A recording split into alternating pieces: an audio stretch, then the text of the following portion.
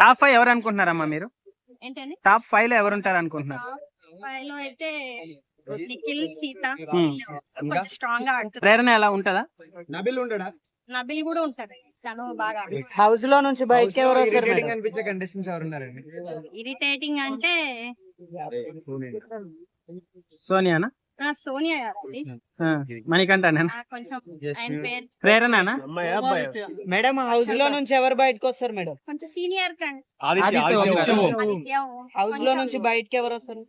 మేము అలాగే అనుకుంటున్నాము. ఆదిత్య ఎలిమినేట్ అవుతాడు. ఇంతకు ముందు అయితే మణికంఠ అనుకుంటున్నాము, ఇప్పుడు తను భావిస్తున్నారు స్ట్రాంగ్ గా. ఇప్పుడైతే ఆదిత్య. యష్మి ఎలా ఆడుతుందండి? యష్మి కూడా ఓకే అండి, పర్లేదు. ప్రేరణ వీళ్ళంతా ఎలా ఆడుతున్నాడు? అంటే ఒక్కొక్కరికి ఒక బేస్ మీద వాళ్ళు అలా కనపడుతూ ఉంటారు.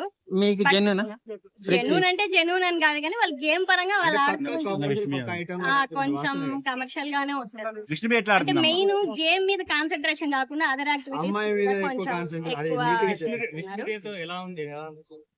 విష్ణుప్రియ ఎలా ఉందంటే అది వాళ్ళ పర్సనల్ కదా, అది మనం చెప్పలేము.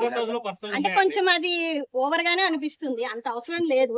అంటే విష్ణుప్రియ నాగార్జున సార్ వచ్చినప్పుడు నవ్వుతుంది, మిగతా టైంలో ఏమో ముఖం పెడితే లవ్ ప్రపోజల్ తను కొంచెం ఓవర్ యాక్టింగ్ గా చేస్తుంది, అంత అవసరం లేదు కంపేర్ టు అదర్ క్లాన్స్ తో.